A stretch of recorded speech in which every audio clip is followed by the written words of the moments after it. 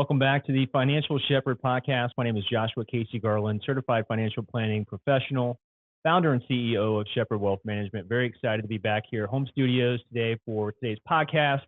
I got a lot to talk about.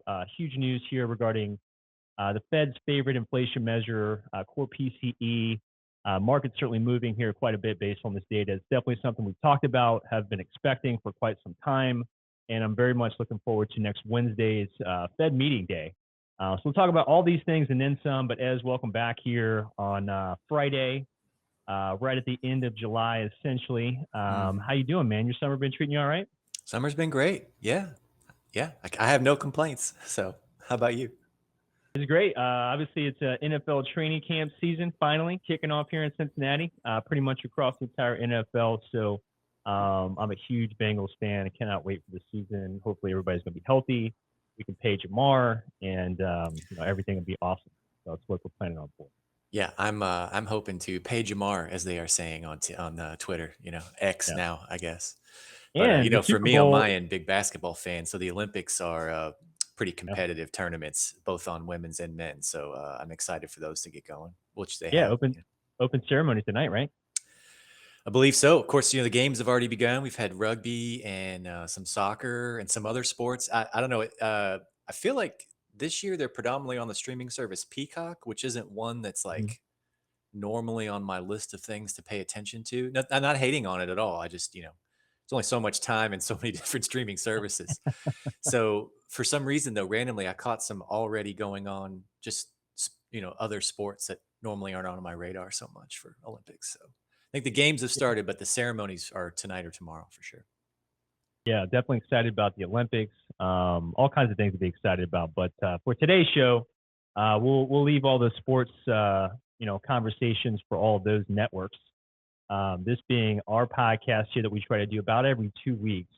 We specifically do them on a Thursday, but we moved it to today because we got some awesome news. Core PCE came out this morning at 8:30 a.m. So I wanted to kind of give more of an instant reaction to what the data shows, what it has been showing over the last several months, and what history has to say about it. So if you're joining the show for the first time, welcome.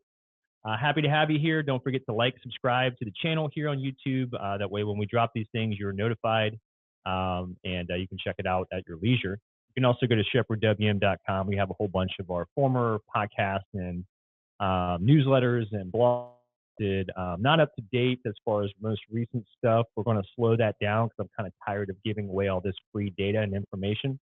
But the show is free, so we do want you to subscribe and like it. Share it with your friends and family because you're going to get something here that you don't get every day from other, financial news outlets. I'm a huge CNBC fan. Do a lot of research with Barron's and everything else under the sun, essentially. And I know that you all, as an audience, get all this information very regularly on your smartphones throughout the day. And the news does a good job of bringing things to your attention that you should be informed about. But they are a business, and they're there to sell ads. That's how they make money. There's nothing wrong with their business model, but the one flaw that I think that is obvious to me and why we're doing this show is the news does a good job of bringing things to your attention because they understand the human being's nature. Behavioral finance has shown that humans feel losses twice as much as they feel good about making a gain. That's generally why you see most of the headline news articles, giving you that information from a concerning perspective, like, hey, this is something to be concerned about.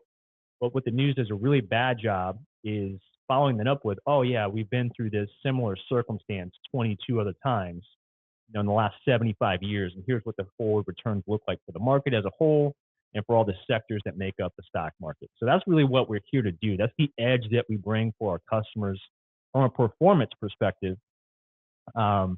is by using that historical data, how other human beings have behaved under similar circumstances.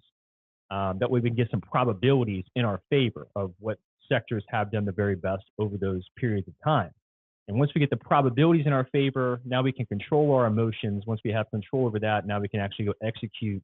Okay, if we want to be overweight tech and small caps and industrials, kind of like what we've been talking about all year long here, well, how much of a weighting? Well, that's completely based on what the probabilities would be for those different asset classes, performance-wise, over very similar circumstances. And the circumstances that we're going through right now is where do we cut rates? How much, how many times, all that stuff is trying to be priced into the market, along with all the fundamental data. We're right in the middle of earnings season. Obviously, earnings matter. A whole bunch of technical analysis that we're doing as well to kind of give us an idea of entry points. All of the basics, the fundamentals and the technical analysis, we wrap that around. The edge that we wrap it around with is the historical um, performance from other human beings making decisions under very similar circumstances. And that's what the news does not give us a good picture of. And that's really what we're all about here at Shepherd Wealth Management. It's like letting you know, yes, this is something that is important, that the news is bringing to your attention, but here's what history has to say about it. Here's how other human beings reacted.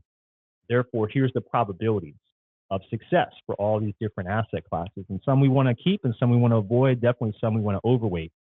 And that's what we're going to get into here today. So very excited to get into today's show as we talked about, all year. Well, really for, what do you think? A couple of years now, we've been on Fed Watch. Yeah. Yeah, almost since the podcast, certainly since SWM's inception, it's been like, how are we going to manage this and get through it? So Exactly. it's our favorite game of what's up with the Fed that we play week after week. Absolutely. And well, today's news, let's just hop right into it. Let's do it. So we got the Fed's favorite inflation measure, and that is known as core PCE. The market was looking for 0.15%. The number came in at 0.18%. Just to be very clear, CNBC rounded that number up to 0.2, which I can't stand that. And actually, Steve Leisman, he is a CNBC economist. He's on the show every single day, and he actually called that out. He was like, "Hey, hundreds of percentages here actually matter.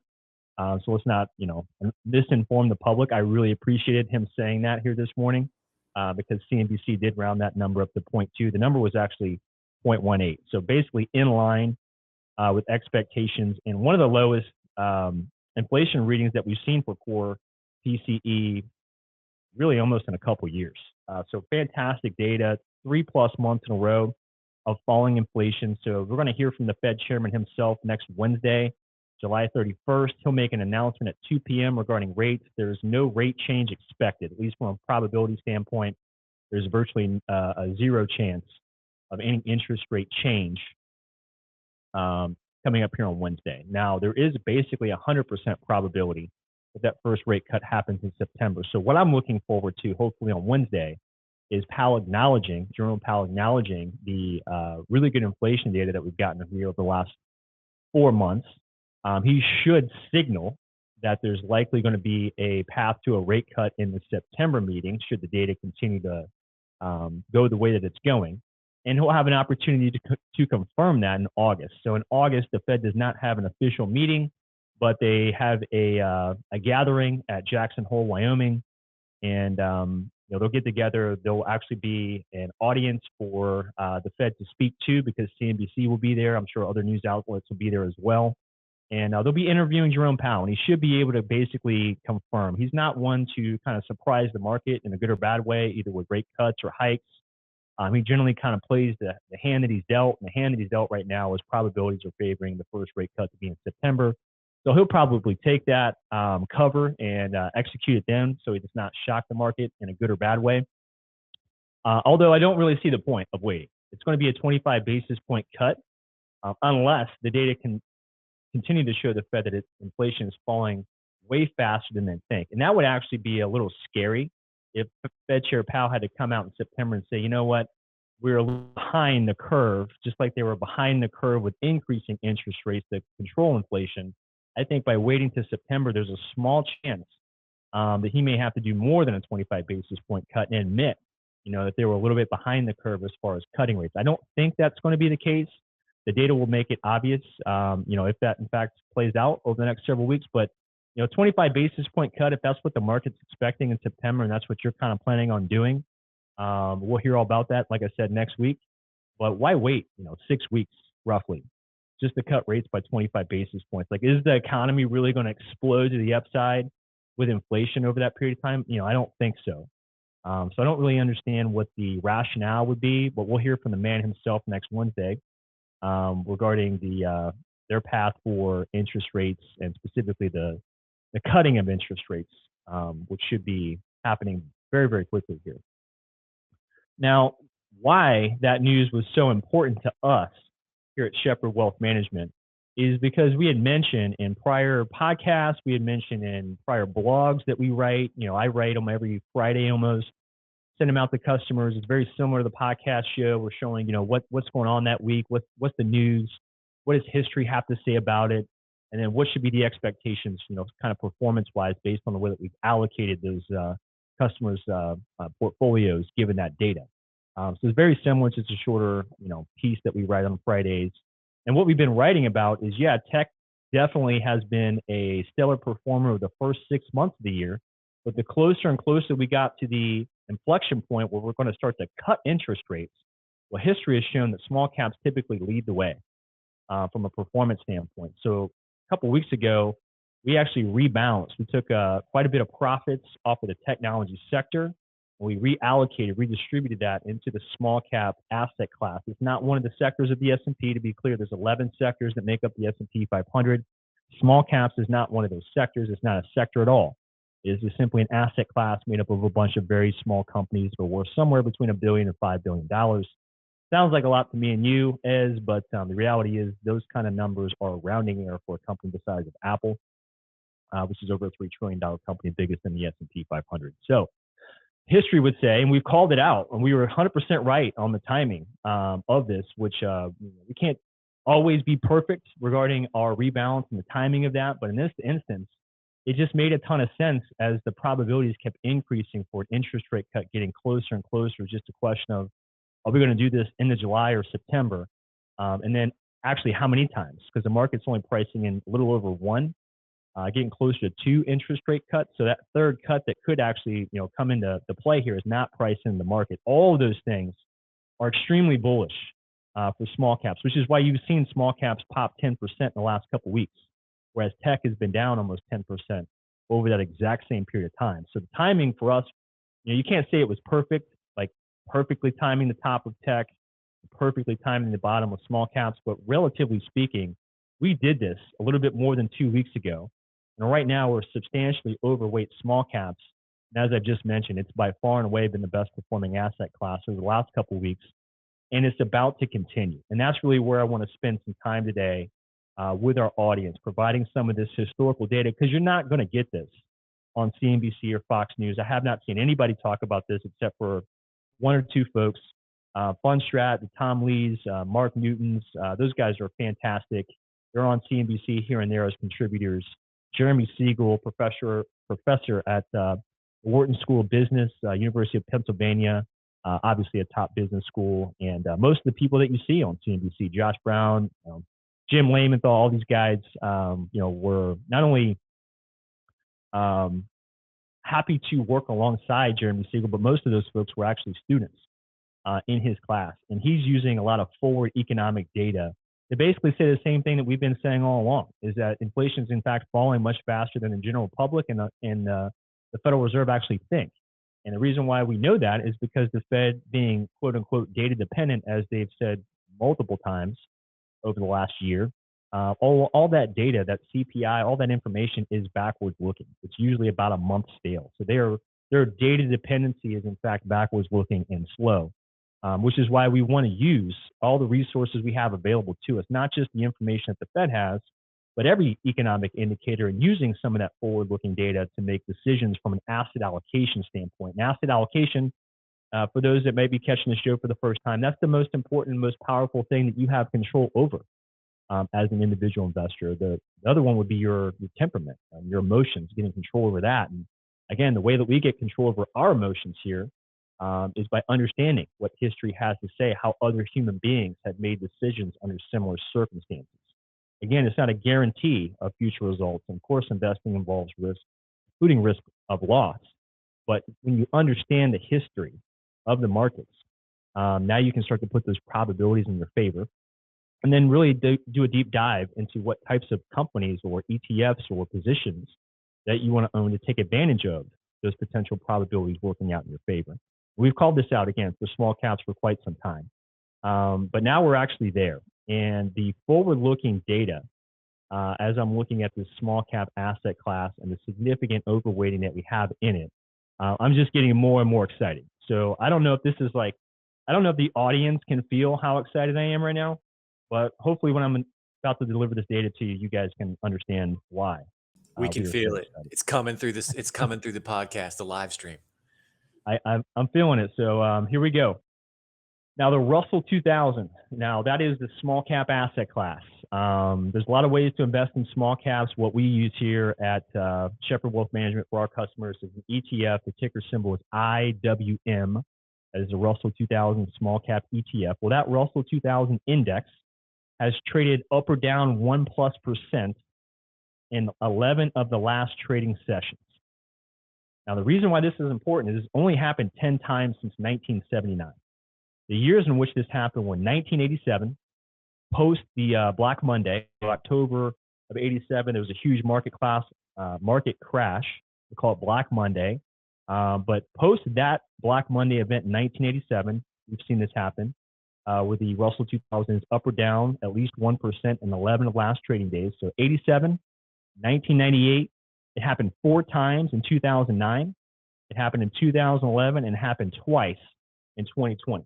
So only 10 times since 1979 has the Russell 2000 moved up or down at least 1% in 11 of the last trading days. Now, the reason why this is important is these are all clear risk on years. And more importantly, these are early cycle indicators. I know the market's moved up a lot over the last 18 months, but what we're seeing here is an early indicator of a bull market, which is awesome. So there's more room to run here. But the forward performance for small caps in the win ratio is staggeringly impressive. So under these 10 instances, the 1 month forward return on average was 10% with a 90% win ratio. The 3 month forward return is an 18% average return with a 100% win ratio. The 6 month forward return for small caps under these circumstances is 31% on average with a 100% win ratio. And to cap it all off, the 12-month forward return for small caps under these circumstances, based on history, the other 10 times that this has happened, that 12-month forward return for small caps on average is 51% with a 100% win ratio.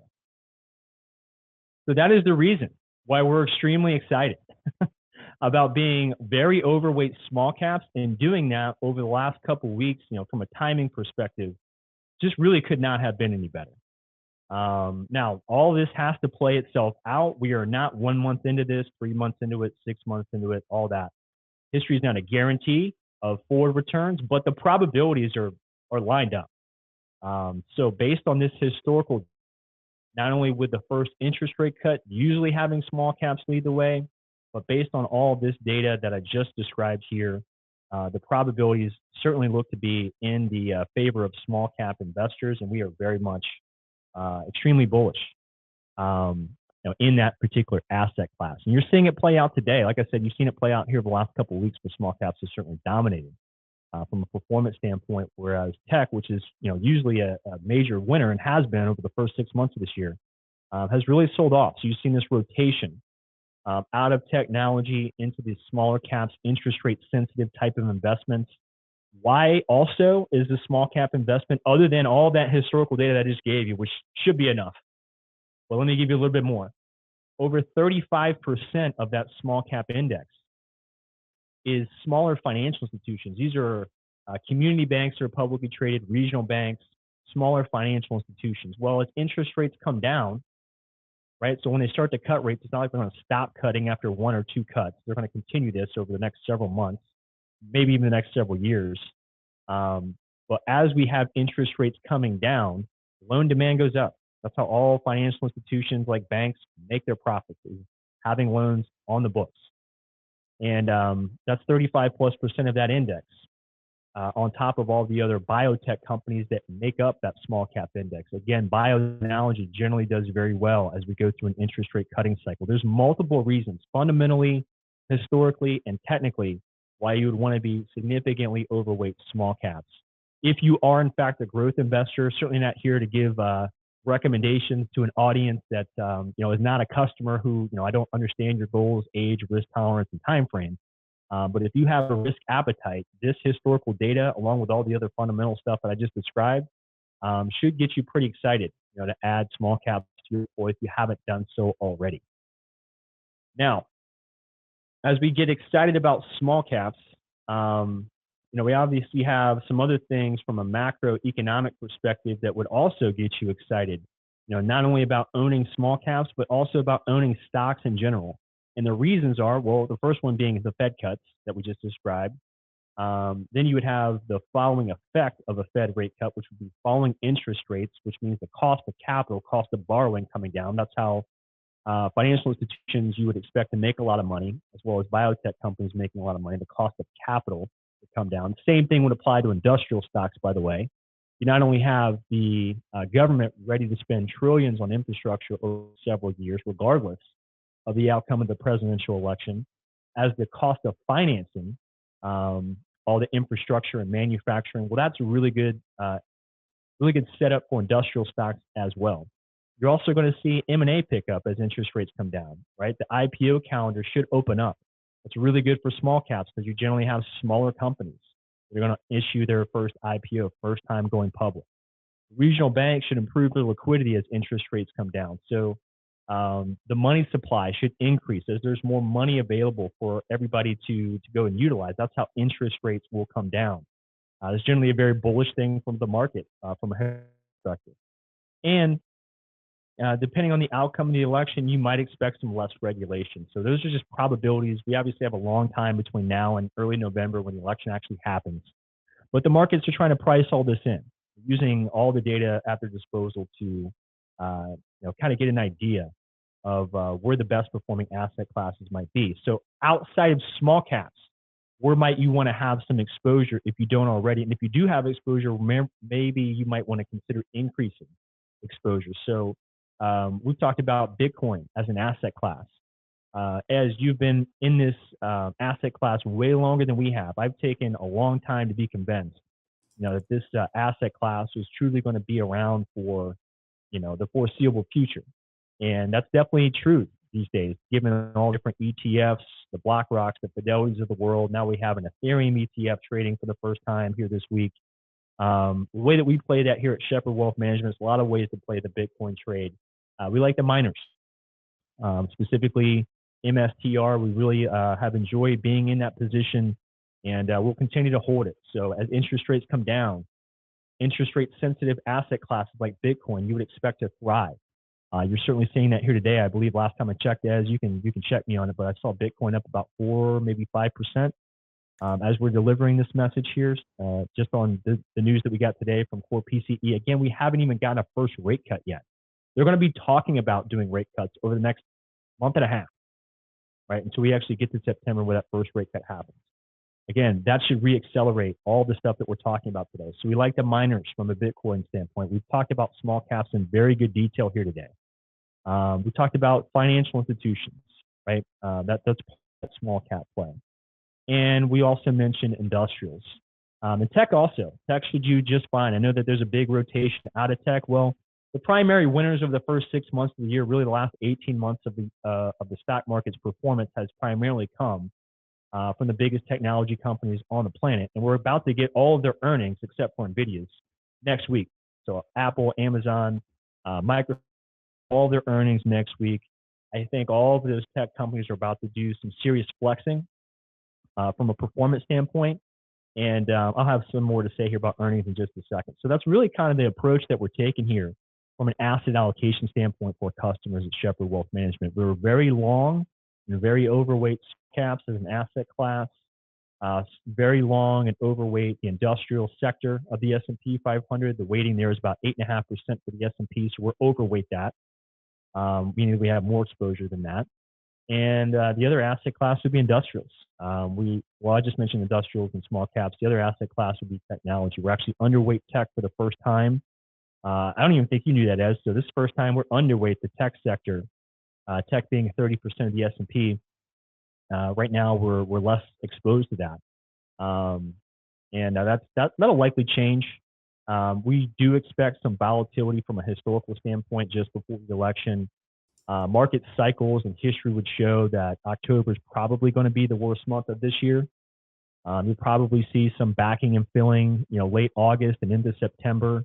So we'll probably raise a little bit of cash in preparation for that, but you're not going to time that perfectly. So we're not even go about, trying to accomplish a perfect timing of when to sell and then get back into the market here. But we might raise a little bit of cash, just kind of expecting some of that historical volatility to play itself out just right before the election.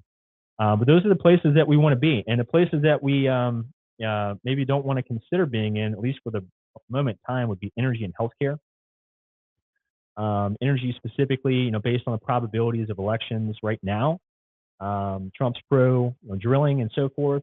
You can be mad or sad about that. That's not really what we're here to debate. I just look at it from a market perspective of how it will affect my clients. And if you do drill for more energy, then what that does is increases supply. So if demand stays exactly the same for energy consumption, but supply is increased, that means prices of oil and those commodities are coming down. This is really bad for their share prices. And then, of course, from a healthcare perspective, depending on the outcome of the election, there could be changes as it relates to that. So we're kind of light on the healthcare, but we are exposed to some of the biotech companies. As we mentioned, that's generally a good place to be. If you're going to play the healthcare space with an interest rate cutting cycle, certainly biotechnologies would be something to take a close look at. And that's really what the asset allocation is looking like here for our customers. Now, you might say, well, what happens if probabilities change and the outcome of the election changes from, right now there's about a 65% probability of Trump being reelected. Well, what if that changes? How would that change your asset allocation? Which is a fair question. It has to be something that we ask ourselves, and we have to consider that. Would that change our asset allocation? And my answer to that is no. And it's for the following reasons. It's because Jerome Powell, going through this interest rate cutting cycle that we're about to start, again, is really positive for small caps. It's really good for the regional banks and financial sectors. It's good for M&A as interest rates come down. So it's also good for industrials and tech. So either outcome of the election means nothing to me from a market perspective. There will be asset classes or sectors of the market, depending on the outcome of the election, that will benefit more than others. There's no question about that. But for the rest of the year, regardless of the outcome of the election, I am very comfortable with being overweight substantially in small caps, industrials, having tech exposure. Will likely load back up on tech now as we go through some of these volatile months just before the election. So a lot of work for us to do, a lot of work that we have been doing as far as rebalancing customers' asset allocations based on the inflation data that we expected. So we've been calling this out for months on months. Inflation is in fact falling faster than the market and the Fed's giving credit for. Now we're actually starting to see that show up in the data itself. And you're really getting, again, a nice boost. Small caps, the Bitcoin asset class, industrials. The tech is eventually going to play some catch up here after a little bit of consolidation. So that's really the asset allocation plan here for the summer. We're coining this the summer of small caps. And so far, so good. And I'm looking forward to squeezing a lot of juice out of this particular opportunity here. And I just cannot wait for next Wednesday, where Jerome Powell is going to make some comments about what he thinks of the path of inflation and therefore their interest rate decision making. And we've actually got some of the former Fed chair members coming out and saying that inflation is in fact falling, just like what we're describing here, and that they should cut rates in July. The problem is the market's not pricing any rate cut at all coming up here next Wednesday. So that's unfortunate. I don't really necessarily see a good reason why you would hold off on making a 25 basis point cut, as I mentioned earlier in the program. But we'll find out from the man himself sometime on Wednesday afternoon, right about 2:30 Eastern Standard Time. That was pretty much the meat and potatoes of today's program, as I'm just super excited that we were able to deliver this for the audience. I know that this wasn't our typical 45-minute plus type of program here. No, it was all gas, no brakes, though. But the data is what it is, folks. I can't make this up. This just is how things have worked out historically. We've been calling for this for quite a while. We're very thankful that we've gotten the timing of it right, even though I will say the last couple of weeks was extremely painful to watch tech fall as much as it did without any really good rhyme or reason, because earnings were really fantastic. And since we're talking about earnings, just real quick, we've got 136 companies that are reporting this week. Of the 199 companies that have reported so far, that's 40% of the S&P, by the way. 69% of those companies have beat estimates, and those that have beat their estimates beat by a median of 6%. So not bad at all. It's definitely not an earnings recession. For a lot of those people that were looking for a potential earnings recession, you're certainly not seeing that. And next week is the second biggest week of earnings season. Again, you're going to get the biggest companies on the planet giving their earnings. That is Apple, Microsoft, Amazon.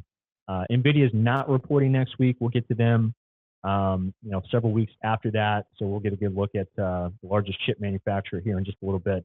But I'm very excited for earnings to continue to hold up as long as tech, the biggest players on the planet, are meeting or beating their earnings expectations. There is absolutely no reason to not be excited about the prospects of future growth here for the S&P 500, given the backdrop that we have of full employment, 4.1% unemployment rate, which is great. Everybody that has a job, or everybody that wants a job, has a job. That's 70% of our market is consumers consuming. So as long as they're working, they have a paycheck, they will consume things. That's a good backdrop. Earnings have been fantastic. You got a Fed that's ready to ease on the interest rate front. And from a historical perspective, election years are really good for markets. So I really don't see the bearishness, but yet there's $6 trillion still sitting in cash that's missed out on a double-digit market year again in 6 months. Still.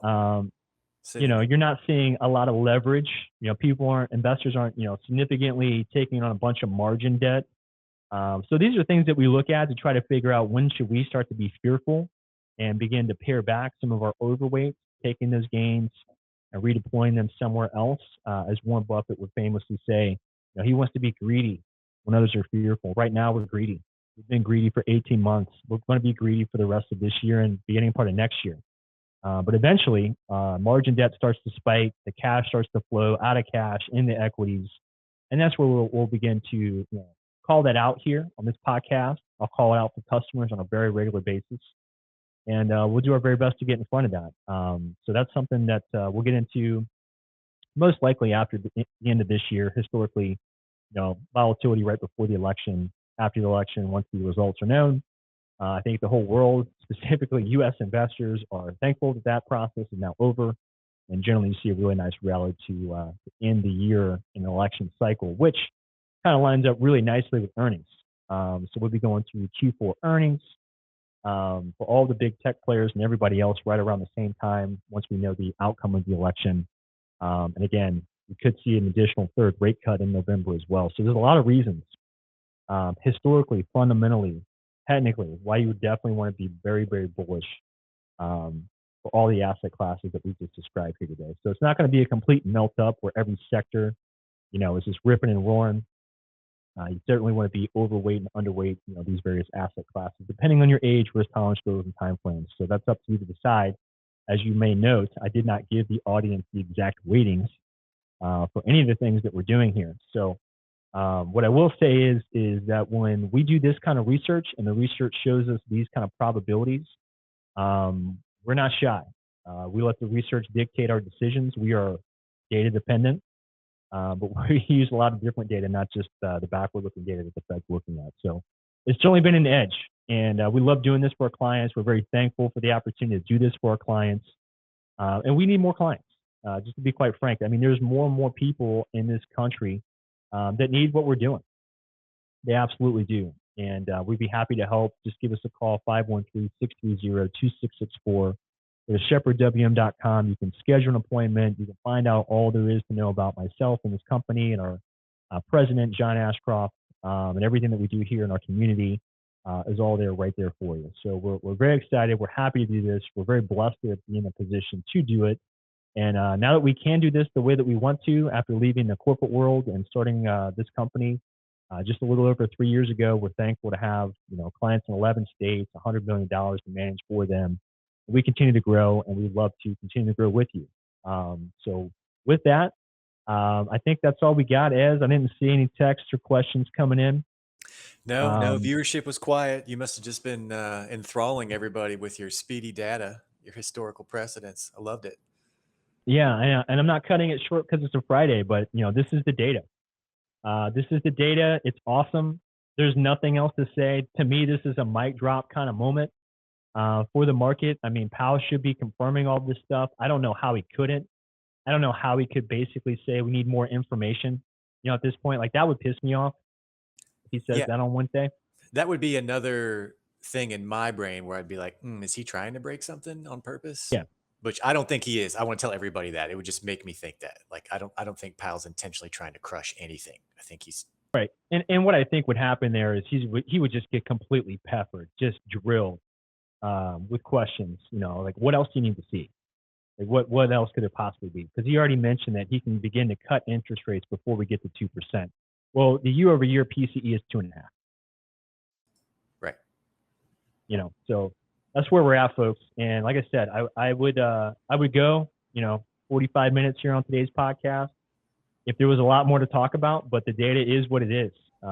It's awesome. You're seeing it live in time, and the more and more people buy into this, which will likely happen next Wednesday, as long as Powell doesn't try to convince everybody that inflation, could potentially go back up. Like that would just be ridiculous to say. We'll have to watch and see what he says. Outside of that, if he kind of gives the green light himself next Wednesday, I think that you see margin debt go up. I think you see a ton of cash come off the sidelines into the market into all these places that we're talking about here. And we're already positioned for it for our customers at Shepherd Wealth Management. So we're going to ride this wave and enjoy this summer of small caps. So I hope you all enjoyed the program. If you really are, enjoying it, please give us a like, maybe leave a comment. You can certainly go to Google, type in Shepherd Wealth Management in the Google search. You'll find a way to leave a Google review. We always love hearing from our audience and our customers, and we'd love to hear from you. So we'll do this again in a couple of weeks. Yeah, and I just want As we to get add on to that real quick, Joshua. If you're coming to this episode or these clips on YouTube or anything like that, if you're finding these on Spotify and you're not necessarily paying attention to the live stream, still, if you have questions, please drop them in the comment section, or we keep the text number for the actual business, the Shepherd Wealth Management, on the stream. And any questions, send them in, and Joshua will answer them. Either live on stream or through the comment section as well. So please, we love it when people want to engage with us. So Yeah, a ton of fun, and the more engagement, the better, and more fun that we have with it. So, again, I know that this isn't something that you've likely heard on any of your favorite news, programs. You're hearing a lot of people talk about this small cap rally being, short term lived. The reality is there's more short interest in small caps than really there has been in the last couple of years. So as small caps continue to move in the direction that history would show that they should move, and then I expect them to move in a similar fashion, you should see a ton of small cap short covering, which is a very good reason to want to own it, because as they have to cover their shorts, it means they're buying small caps, pushing the price even higher. So with that, I will leave it for the next time when we do this in a couple weeks. I hope you all enjoyed the program. My name is Joshua Casey Garland, founder and CEO of Shepherd Wealth Management, and certified financial planning professional. Very happy to deliver this information to you today, and I hope you take advantage of it. Enjoy the rest of your summer, and we'll see you again in a couple weeks. Take care.